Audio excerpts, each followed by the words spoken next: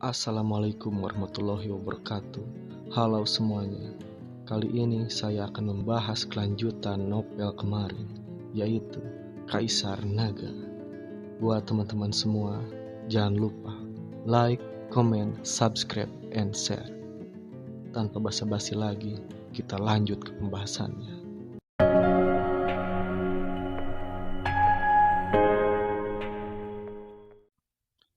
Di episode sebelumnya, Lu Chuan memaksa Luming dan ibunya keluar dari rumah utama.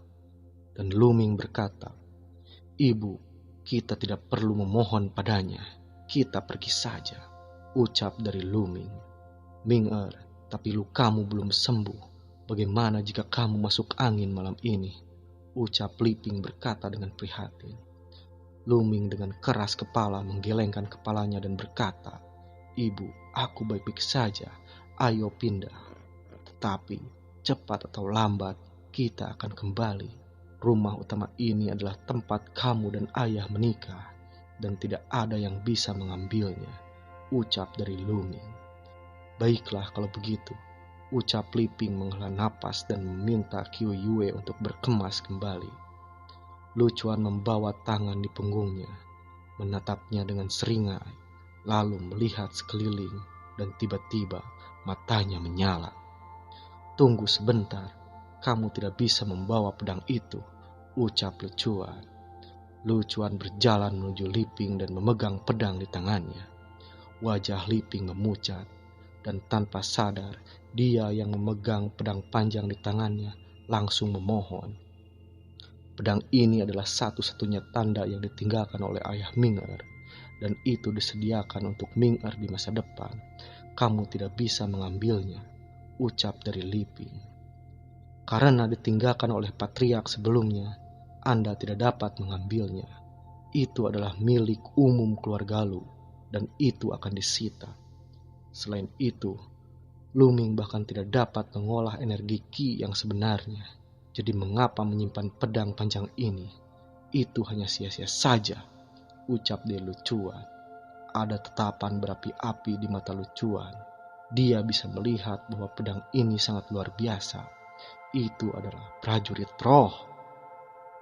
"Jangan Lu Chuan, aku mohon," ucap Liping memegang pedang panjang itu dan enggan melepasnya. Mata Lu Chuan menjadi dingin dan dia berkata, apakah kamu mau membantah?" ucap dari Lu Chuan. "Lu Chuan," ucap Luming berteriak. Mata Luming memerah dan tinjunya mengepal. "Lu Chuan, pedang itu kamu bisa mengambilnya. Tapi tolong ingat bahwa cepat atau lambat aku akan mengambil kembali apa yang menjadi milikku dengan tanganku sendiri.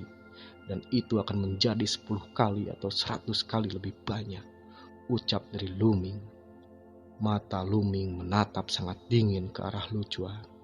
Setelah ditatap oleh mata Luming, Lu Chuan merasa kedinginan di sekujur tubuhnya, tetapi kemudian mencibir dan berkata, "Luming, kamu hanya sampah yang tidak dapat membangunkan garis keturunanmu, dan kamu ingin membuat aku membayar 10 kali atau 100 kali? Hahaha, saya akan menunggu," ucap dari Lu Chuan. Selama 3 tahun terakhir, Lu Yao telah memberi minuman serbuk Sarian Lao yang dapat menekan pembuluh darah dalam anggur Luming setiap hari. Oleh karena itu, 3 hari yang lalu, Luming gagal untuk membangunkan garis keturunannya. Oleh karena itu, di mata publik, Tetua Agung hanya mengambil kesempatan untuk tindakan. "Ibu, berikan padanya," ucap Luming. Tampak terinfeksi oleh mata tegas Luming, Liping dengan enggan memberikan pedang kepada Lu Chuan. Setelah itu, setelah selesai berkemas, Liping membantu Luming dan berjalan keluar dari gerbang rumah utama keluarga Lu. Luming melihat kembali ke kediaman utama keluarga Lu. "Suatu hari, aku akan kembali," ucap Luming di dalam hatinya. Saat ini, di sebuah halaman kecil di samping timur, awalnya adalah tempat tinggal para pelayan. Ada 3 kamar dan sebuah halaman kecil. Saat ini, Luming, Liping, dan Kyuyue pindah ke sini. Di tengah malam, udara sangat dingin. Luming duduk di halaman, tinjunya mengepal dengan erat. Kekuatan. Di dunia ini, kekuatan menentukan segalanya. Saya hanya tidak memiliki kekuatan. Jadi, saya dianiaya oleh Luyao dan Tetua Agung, ucap Luming di dalam hatinya. Lalu, langkah kaki datang dari belakang. Liping mengambil jubah panjang dan mengenakannya pada Luming dan berkata, "Ming-er, di luar dingin, kamar sudah dirapikan. Anda bisa masuk ke kamar untuk beristirahat," ucap dari Liping. "Ibu, kamu juga harus istirahat lebih awal," ucap Luming sambil tersenyum. Luming kembali ke kamar dan duduk di tempat tidur. Namun, Luming masih kesulitan untuk tidur. "Kapan garis keturunanku akan terlahir kembali dan tumbuh sepenuhnya?" ucap Luming berpikir pada dirinya sendiri, dan kemudian menurunkan pikirannya ke tulang belakang. Dia ingin merasakan apa yang terjadi pada pembuluh darah yang belum tumbuh. Pada saat ini, ada perasaan kesemutan di tulang belakang, dan ada cahaya merah yang kabur. Di cahaya merah itu, ada sosok seperti cacing yang samar-samar seukuran jari. Tapi itu sedikit ilusi dan tidak nyata. Garis keturunanku belum sepenuhnya tumbuh. Namun itu benar-benar bisa muncul, ucap Luming sedikit terkejut. Umumnya, hanya garis keturunan yang sepenuhnya terbangun yang dapat muncul. Karena itu bisa muncul, mari kita lihat apakah aku bisa berkultivasi seperti garis keturunan normal, ucap Luming di dalam hatinya. Memikirkan hal ini, Luming mulai menjalankan latihan dasar, yaitu mengumpulkan Qigong yang diketahui semua orang di keluarga Lu. Segera, energi spiritual di ruang angkasa terus menyatu menuju tubuh Luming. Kecepatan menyerap energi spiritual sebanding dengan garis keturunan tingkat kedua, ucap Luming terkejut. Merasakan konsentrasi energi spiritual yang berkumpul di sekelilingnya, Luming sangat gembira. Di tanah terpencil, prajurit dibagi menjadi prajurit biasa dan prajurit garis keturunan. Tetapi, prajurit biasa dan prajurit garis keturunan benar-benar tidak ada bandingannya. Pejuang garis keturunan membangkitkan garis keturunan di dalam tubuh tidak hanya dapat meningkatkan kekuatan tempur mereka, tetapi juga kecepatan pelatihan yang tidak dapat dibandingkan dengan prajurit biasa. Namun, jumlah pejuang garis keturunan sangat jarang, dan di antara puluhan orang, tidak ada satupun yang dapat membangkitkan garis keturunan. Dan sekarang, garis keturunan Luming belum sepenuhnya tumbuh, dan kecepatan penyerapan energi spiritual dapat dibandingkan dengan garis keturunan tingkat kedua. Bagaimana jika itu tumbuh sepenuhnya? Apa yang akan menjadi efeknya? Hati Luming dipenuhi dengan antisipasi.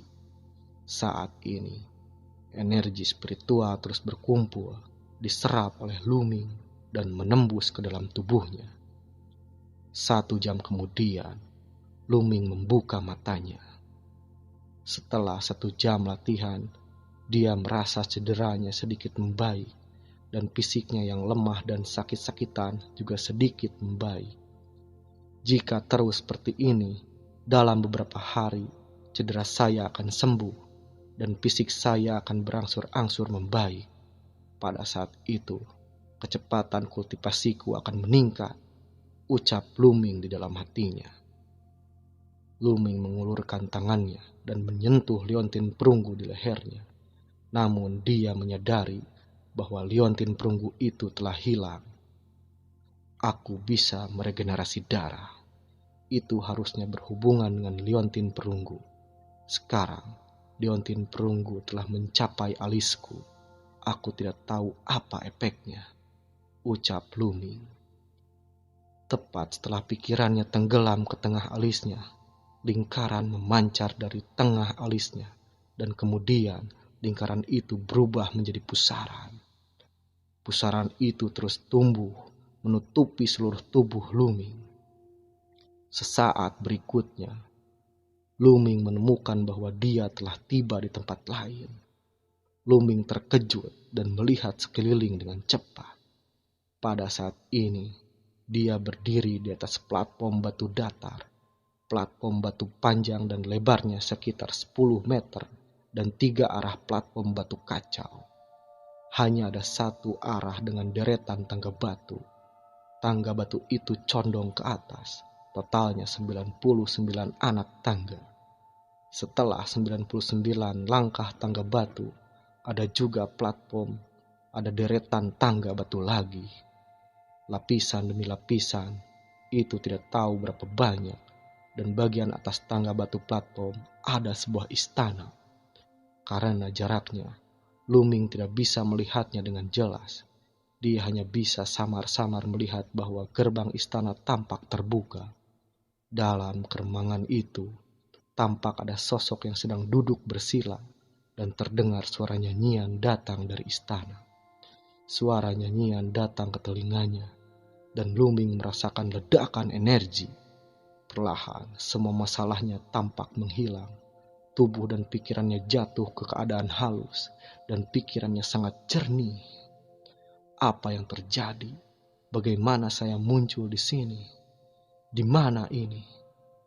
Hei, lihat, ada tablet batu dan kotak besi hitam di sana, ucap dari Luming. Di sisi lain platform hanya ada tablet batu dan sebuah kotak. Ada 4 kata yang tertulis di loh batu. Kuil agung atau kuil tertinggi. Selain 4 kata ini tidak ada yang lain. Kemudian Luming mengalihkan perhatiannya ke kotak besi hitam. Kotak itu tidak besar, lebarnya kurang dari setengah meter dan panjangnya kurang dari 1 meter. Luming membuka kotak itu dan menemukan 3 buku dan botol batu giok di dalamnya. Di botol giok itu 3 kata tertulis, yaitu pil pencucian sumsum. Sisuidan, ini sebenarnya Susuidan, ucap Luming sangat gembira dan dengan cepat membuka tutup botol giok. Tiba-tiba, aroma obat yang kuat masuk ke lubang hidungnya. Di dalam botol giok ada pil obat merah menyala seukuran ujung jari. Menurut legenda, itu dapat mencuci esensi dan memotong sumsum, membuat orang terlahir kembali dan sangat meningkatkan fisik prajurit. Dengan Sisuidan, fisik saya yang lemah dan masalah meridian yang tersumbat dapat sangat ditingkatkan, ucap Luming sangat berapi-api dan bersemangat. Luming mengambil napas dalam-dalam, menutup botol giok, menyisihkan dengan hati-hati, lalu mengambil 3 buku dan membacanya. Ini adalah 3 teknik seni bela diri. Yang pertama adalah teknik pertarungan naga. Yang kedua adalah teknik tinju naga. Dan yang ketiga adalah teknik gerakan kaki ular naga. Luming pertama kali membuka teknik pertarungan naga. Teknik pertarungan naga adalah latihan tingkat dewa. Dikultivasikan hingga puncak dengan kekuatan naga, kekuatan tempur yang tak tertandingi menyapu dunia. Dewa, latihan dewa, ucap Luming terkejut. Mata Luming bulat dan napasnya tegas. Teknik seni bela diri umumnya dibagi menjadi 5 tingkatan, yaitu surga, bumi, misterius, huang, dan abadi. Dan setiap level dibagi menjadi kelas atas dan bawah. Teknik surgawi adalah yang tertinggi. Tetapi di atas teknik kultivasi surgawi sebenarnya ada tingkat lain. Dan itu adalah tingkat dewa. Tapi tingkat dewa itu hanyalah legenda. Luming belum pernah mendengar ada orang dengan keterampilan seni bela diri tingkat dewa. Sejauh yang dia tahu, latihan tingkat tinggi keluarga Lu hanyalah tingkat huang peringkat atas. Tapi sekarang ada latihan tingkat dewa di depan Luming. Bagaimana mungkin Luming tidak terkejut? bagaimana dia tidak bersemangat. Sangat disayangkan bahwa seni pertarungan naga ini hanya memiliki teknik mental tingkat pertama yang hanya dapat dikultivasikan ke tingkat penyaluran, dan kultivasi alam berikutnya membutuhkan teknik kultivasi tingkat kedua. Adapun latihan di lantai 2, ada juga kotak di platform kedua setelah 99 langkah. Luming membalik halaman demi halaman, membuka halaman terakhir, dan menemukan sebaris kata. Jika Anda ingin mengolah seni pertempuran naga tingkat kedua, Anda perlu membuka 3 pembuluh darah ilahi. Jika Anda tidak membuka ketiganya, jika Anda secara paksa mengolah tingkat kedua, meridian Anda akan meledak dan mati. Luming menarik napas dalam-dalam, melihat persyaratan kultivasi ini terlalu tinggi. Budidaya seniman bela diri dibagi menjadi tongmai, samurai, master bela diri hebat, wujong, dan raja bela diri. Tingkat tongmai adalah dasar dari budidaya seniman bela diri dan juga yang paling mudah. Dan untuk tubuh manusia memiliki 9 meridian dan 81 titik akupuntur. 3 yang pertama disebut urat manusia, 3 yang di tengah disebut urat bumi, dan 3 yang terakhir disebut urat surga. Selama seorang pejuang telah membuka 9 meridian surga, bumi, dan manusia, ia dapat menerobos ke alam berikutnya, alam para pejuang, dan menjadi seorang pejuang sejati. Namun pada kenyataannya, ada 3 meridian di atas 9 meridian yang disebut meridian dewa. Tetapi terlalu sedikit orang yang bisa melewati pembuluh darah ilahi. Lu Yao yang baru saja membuka urat nadi mengejutkan seluruh kota Penghuo, dan para tetua secara langsung memutuskan untuk membiarkannya mengambil alih keluarga Lu. Untuk latihan tingkat dewa, saya harus melewati 3 pembuluh darah ilahi, ucap dari Luming. Luming mengepalkan tangannya, lalu melihat 2 buku rahasia lainnya. 2 buku lainnya, satu adalah teknik tinju, seni bela diri tingkat rendah Huang, dan yang lainnya adalah teknik gerakan, yang juga merupakan seni bela diri tingkat rendah Huang. Meskipun ini adalah seni bela diri tingkat rendah Huang, bahkan keluarga Lu tidak dapat menemukan. Setelah meletakkan beberapa seni bela diri, Luming mengambil pil, membuka tutup botol, dan menelan pil itu. Kekuatan obat yang kuat larut dalam tubuh, menembus ke dalam otot, tulang, dan organ dalam Luming, dan mulai meningkatkan fisik Luming.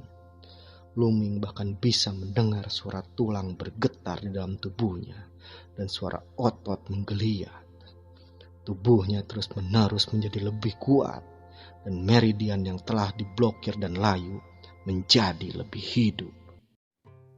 Lalu setelah itu, bagaimanakah kelanjutan ceritanya? Next di episode berikutnya. Wassalamualaikum warahmatullahi wabarakatuh.